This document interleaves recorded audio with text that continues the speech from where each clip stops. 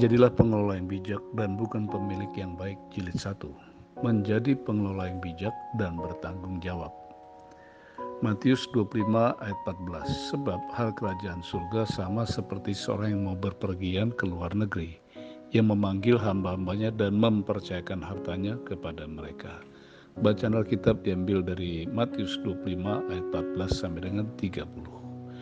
Apapun yang melekat pada kita, kesemuanya itu adalah milik Tuhan dan kita hanya dipercayai sebagai pengelola yang wajib mengelolanya dengan baik dan benar. Tentunya baik dan benar bukan menurut pandangan kita sendiri, melainkan menurut kehendaknya. 3 pokok renungan. Yang pertama, setiap orang diperlengkapi untuk melakukan perkara yang besar. Dalam perumpamaan tentang kerajaan surga, di sini Tuhan beralih dari kondisi hati ke pelayanan. Harta yang dipercayakan oleh sang pemilik kepada budaknya di sini bukanlah gambaran tentang karunia yang Allah berikan dalam pemeliharaannya seperti halnya harta duniawi. Sebab Tuhan Yesus tidak pernah memberikan harta kekayaan duniawi apapun kepada hamba-hambanya ketika dia pergi ke surga. Di sini harta milik yang dia percayakan adalah pemberian yang memampukan mereka agar mereka bisa bekerja dengan baik dan benar dalam melakukan pelayanannya selama tidak hadirannya. Yohanes 14 ayat 12. Aku berkata kepadamu, sesungguhnya barang siapa percaya kepadaku, ia akan melakukan pekerjaan-pekerjaan yang aku lakukan. Bahkan pekerjaan-pekerjaan lebih besar daripada itu, sebab aku pergi kepada Bapa. Pokok renungan kedua, mengelola talenta adalah bukti tanggung jawab. Dalam kamus Greek New Testament, kata talenta diterjemahkan dari talanton, yang mana artinya adalah skala keseimbangan, timbangan, ukuran yang dipakai untuk menimbang berat secara komersial, dan juga sejumlah uang yang diwakili oleh berat emas atau perak. 2 budak yang menerima 5 talenta dan 2 talenta masing-masing mengelolanya dengan baik, sehingga mereka memperoleh 2 kali lipat untuk diserahkan kepada tuannya. Mereka sudah mengerjakan tugasnya dengan baik dan membuktikan bahwa mereka adalah budak yang baik dan setia. Mereka dianggap baik karena sudah melakukan yang benar. Mereka dinilai setia karena melakukan apa yang dikatakan tuannya. Maka sang tuan pun mengganjar mereka dengan penghargaan khusus atas seluruh pengabdian mereka.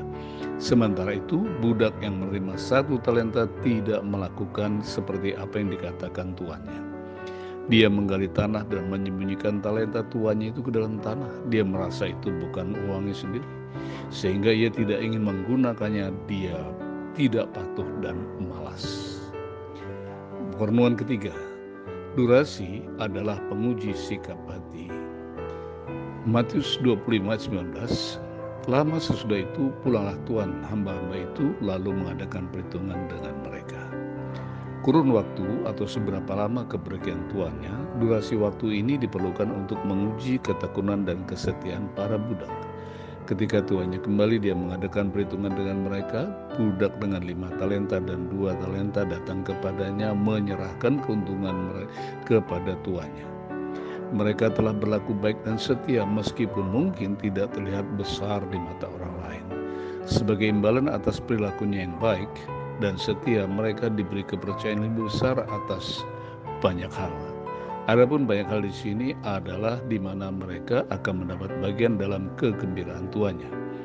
Mereka yang menerima 5 talenta dan 2 talenta sama-sama masuk dalam sukacita Tuhan yang mereka layani. Mereka mengenal dia sebagai Tuhan yang baik dan mereka dibawa masuk ke dalam sukacita Tuhannya. Namun tidak demikian halnya dengan si penerima 1 talenta. Karena dia tidak berlaku baik dan tidak setia, maka tuannya melemparkannya ke tempat pembuangan. Saya tutup dengan closing statement. Closing statement yang pertama, selain bakat alami, Tuhan melengkapi kita dengan berbagai karunia dan talenta dengan kapasitas yang dia percayakannya untuk kita lakukan. Yang kedua, mempergunakan waktu secara bijak merupakan salah satu bentuk bakti kita kepada Tuhan. Efesus 5 ayat 16-17. Dan pergunakanlah waktu yang ada karena hari-hari ini adalah jahat. Sebab itu janganlah kamu bodoh, tetapi usahakanlah supaya kamu mengerti kehendak Tuhan. Ingat, yang ketiga, Segala sesuatu adalah titipan dan bukan milik pribadi kita. Akan datang waktunya di mana kita harus mengembalikan kepada Tuhan.